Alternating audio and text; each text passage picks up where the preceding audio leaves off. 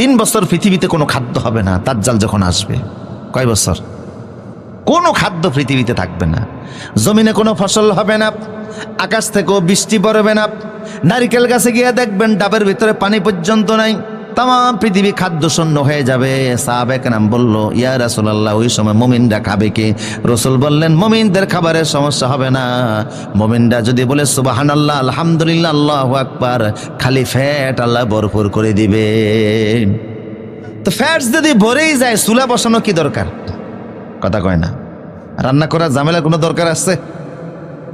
Automatic মুমিনের ব্যবস্থা, সুতরাং কোনো টেনশন আছে? ওমাইয়াত্তাকিল্লাহ ইয়াজআল লাহু মাখরাজা, যে ব্যক্তি আল্লাহকে ভয় করে এমন ভাবে আল্লাহ তার রিজকের ফয়সালা করবেন, সে টেরও পাবে না।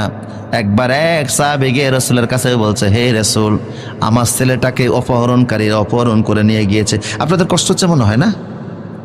অপহরণকারীরা নিয়ে গিয়েছে।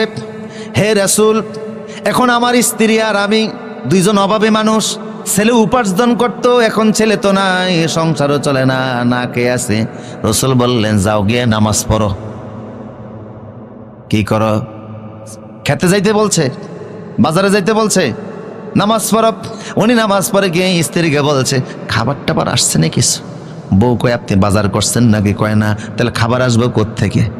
আবার গেছে, হে রাসূল, আমার ঘরের ভিতরে কোনো খাবার নাই, স্ত্রী বিপদের মধ্যে আছে, না খেয়ে আছে, ছেলের অপহরণ করছে। রাসূল বলেন, যাও নামাজ পড়ো। সুবহানাল্লাহ বলেন।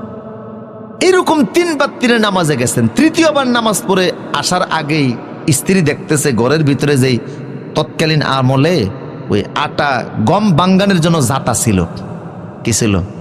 মুরব্বীরা দেখেন নাই জাতা? হ্যাঁ, এগুলি এখন জাদু করে রাখার মতো জিনিস। জাতা ঘুরতেছে আর চারদিক থেকে আটা পড়তে আছে।